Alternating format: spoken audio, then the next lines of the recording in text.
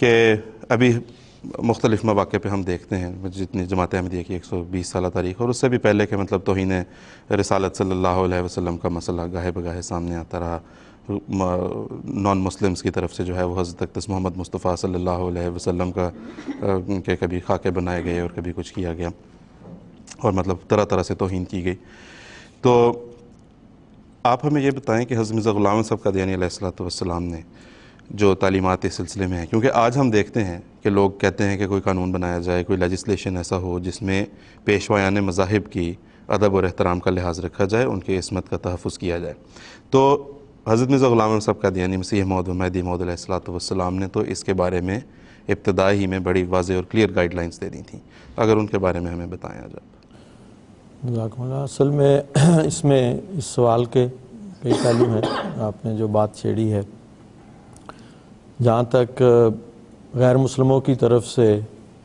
حضرت صلی اللہ علیہ وسلم جو سب رسولوں سے افضل اور اعلیٰ تھے، جو تمام بنی نوع انسان کے لیے نہیں تمام جہانوں کے لیے رحمت تھے، ان کے متعلق جو نہایت جھوٹا پراپیگنڈا کیا جاتا ہے، یا تو نادانی سے کم علمی کی بنا پہ کیا جاتا ہے یا جان بوجھ کر دھوکہ دینے کی غرض سے کیا جاتا ہے۔ آپ کے متعلق بہت گندی کتابیں شائع کی جاتی ہیں، آپ کے خاکے کبھی بنائے، کبھی فلمیں ایسی بنا دیں جو بہت ہی توہین آمیز ہیں اور جس سے دل بہت دکھتا ہے۔ اس سے متعلق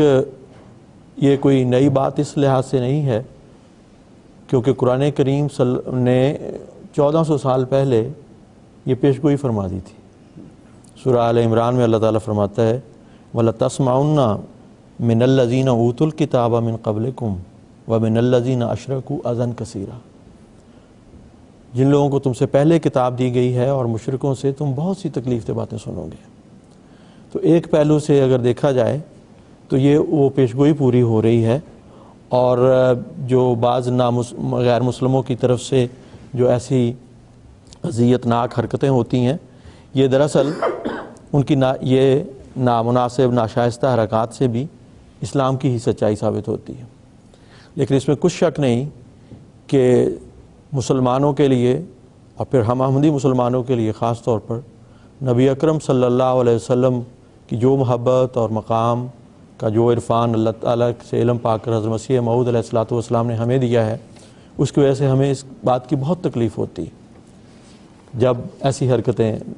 کی جاتی ہیں اور مسلمانوں کا دل دکھایا جاتا ہے۔ واقعہ یہ ہے کہ حضرت اقدس مسیح موعود علیہ السلام نے اس قسم کی جو حرکتیں بعض غیر مسلموں کی طرف سے جب ہوئیں اور ایسی کتابیں شائع کی گئیں، تو ایک موقع پر حضرت مسیح موعود علیہ السلام نے یہ فرمایا کہ یہ لوگ جو رسول اللہ صلی اللہ علیہ وسلم کو گالیاں دیتے ہیں اور اپنے رسالوں اور کتابوں اور اشتہاروں میں نہایت توہین سے ان کا نام لیتے ہیں اور نہایت گندے الفاظ سے ان کو یاد کرتے ہیں، آپ یاد رکھیں کہ ایسے لوگ اپنی قوم کے بھی خیر خواہ نہیں ہیں، کیونکہ وہ ان کی راہ میں کانٹے بوتے ہیں۔ اور یہ الفاظ حضرت مسیح السلام کے بڑے غور سے سننے والے ہیں، جس سے آپ کا عشق رسول اور غیرت رسول بھی بہت نمایاں ہوتی ہے۔ آپ فرماتے ہیں اور میں سچ سچ کہتا ہوں کہ اگر ہم جنگل کے سانپوں اور بیابانوں کے درندوں سے سلو کر لیں تو یہ ممکن ہے، مگر ہم ایسے لوگوں سے سلو نہیں کر سکتے جو خدا کے پاک نبیوں کی شان میں بدگوئی سے باز نہیں آتے۔ وہ سمجھتے ہیں کہ گالی اور بد زبانی بھی ہی فتح ہے، مگر ہر ایک فتح آسمان سے آتی ہے۔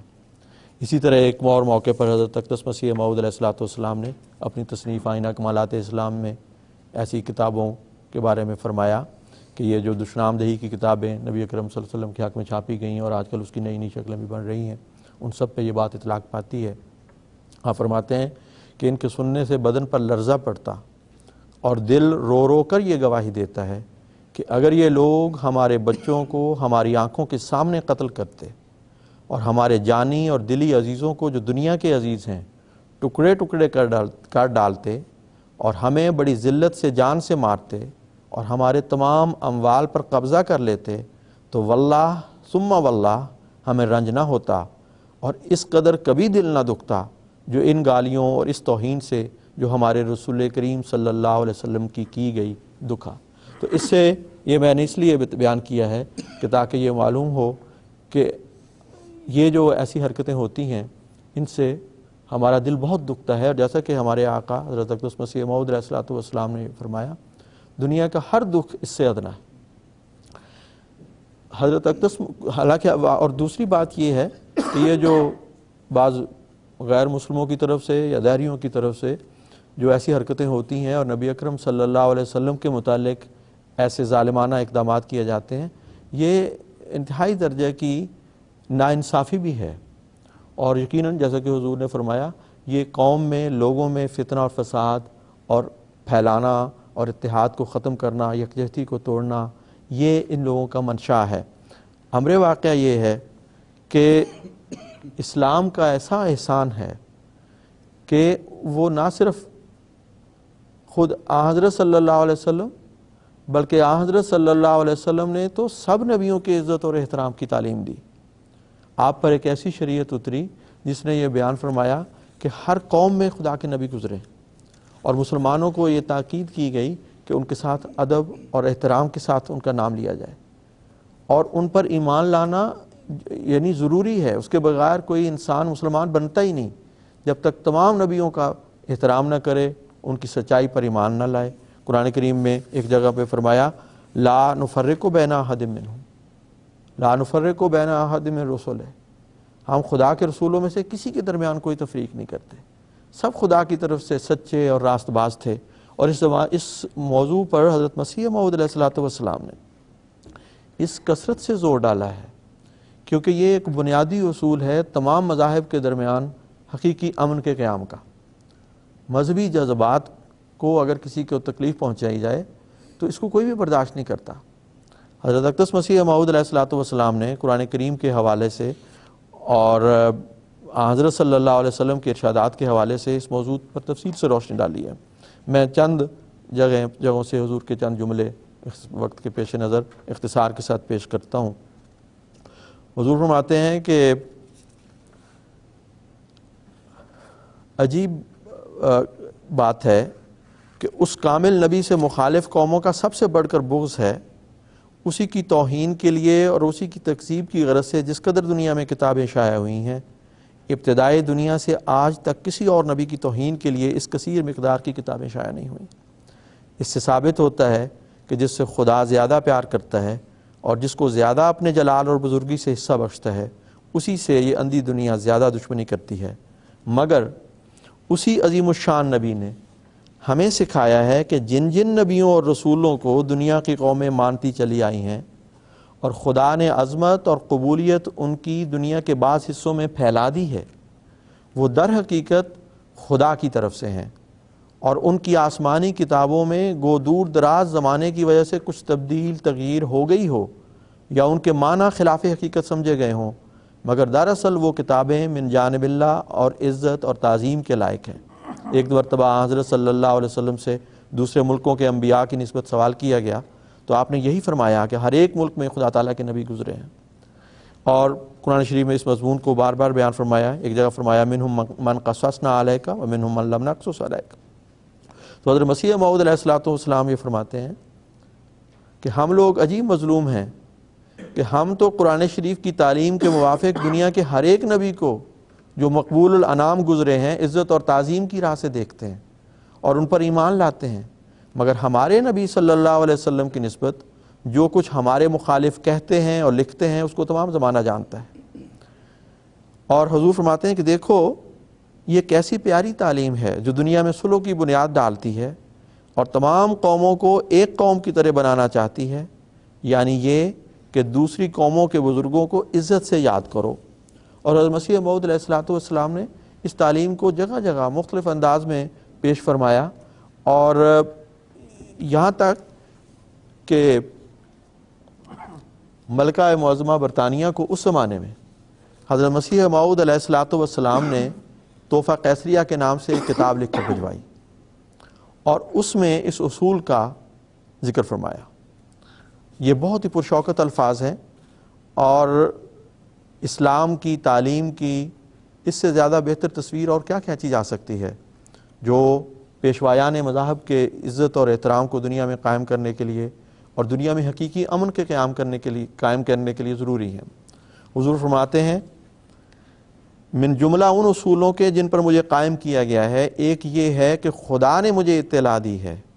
کہ دنیا میں جس قدر نبیوں کی معرفت مذہب پھیل گئے ہیں اور استحکام پکڑ گئے ہیں اور ایک حصہ دنیا پر محیط ہو گئے ہیں اور ایک عمر پا گئے ہیں اور ایک زمانہ ان پر گزر گیا ہے، ان میں سے کوئی مذہب بھی اپنی اصلیت کے روح سے جھوٹا نہیں،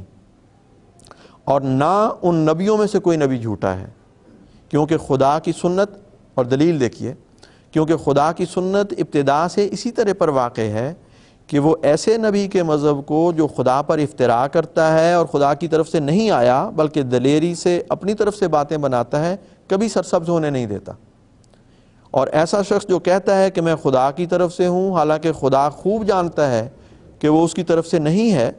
خدا اس بے باک کو ہلاک کرتا ہے اور اس کا تمام کاروبار درہم برہم کیا جاتا ہے اور اس کی تمام جماعت متفرق کی جاتی ہے، اور اس کا پچھلا حال پہلے سے بدتر ہوتا ہے کیونکہ اس نے خدا پر جھوٹ بولا اور دلیری سے خدا پر افتراء کیا۔ بس خدا اس کو وہ عظمت نہیں دیتا جو راست بازوں کو دی جاتی ہے، اور نہ وہ قبولیت اور استحکام بخشتا ہے جو صادق نبیوں کے لیے مقرر ہے۔ چنانچہ حضور فرماتے ہیں لہٰذا یہ اصول نہایت صحیح اور نہایت مبارک اور باوجود اس کے سلوکاری کی بنیاد ڈالنے والا ہے کہ ہم ایسے تمام نبیوں کو سچے نبی قرار دیں جن کا مذہب جڑ پکڑ گیا اور عمر پا گیا اور کروڑ ہا لوگ اس مذہب میں آ گئے۔ یہ اصول نہایت نیک اصول ہے، اگر اس اصل کی تمام دنیا پابند ہو جائے تو ہزاروں فساد اور توہین مذہب جو مخالف امن عامہ خلائق ہیں اٹھ جائیں۔ یہ ایسی باتیں جس میں مثلا حضرت صلی اللہ علیہ وسلم کی توہین امیز خاکے بنائے جاتے ہیں یا لٹریچر شائع کیا جاتا ہے، یہ امن عامہ کو برباد کرنے والے ہیں، اور اس کے اب امن عامہ کو قائم کرنے کا ایک ہی اصول ہے کہ تمام پیشوایان مذاہب کی عزت اور احترام کو تسلیم کیا جائے۔ حضور فرماتے ہیں پس یہ اصول نہایت پیارا اور امن بخش اور سلوکاری کی بنیاد ڈالنے والا اور اخلاقی حالتوں کو مدد دینے والا ہے کہ ہم ان تمام نبیوں کو سچا سمجھ لیں جو دنیا میں آئے، خواہ ہند میں ظاہر ہوئے یا فارس میں یا چین میں یا کسی اور ملک میں، اور خدا نے کروڑ ہا دلوں میں ان کی عزت اور عظمت بٹھا دی اور ان کے مذہب کی جڑ قائم کر دی، اور کئی صدیوں تک وہ مذہب چلا آیا۔ یہی اصول ہے جو قرآن نے ہمیں سکھلایا۔ اسی اصول کے لحاظ سے ہم ہر ایک مذہب کے پیشوا کو، جن کی سوانح اس تعریف کے نیچے آ گئی ہیں، عزت کی نگاہ سے دیکھتے ہیں، گو وہ ہندوؤں کے مذہب کے پیشوا ہوں یا فارسیوں کے مذہب کے یا چینیوں کے مذہب کے یا یہودیوں کے مذہب کے یا عیسائیوں کے مذہب کے۔ آپ فرماتے ہیں بس ایسے عقیدے والے جو قوموں کے نبیوں کو کاذب قرار دے کر برا کہتے رہتے ہیں، ہمیشہ سلوکاری اور امن کے دشمن ہوتے ہیں، کیونکہ قوموں کے بزرگوں کو گالیاں نکالنا اس سے بڑھ کر فتنہ انگیز اور کوئی بات نہیں۔ اور پھر آپ فرماتے ہیں خلاصہ یہ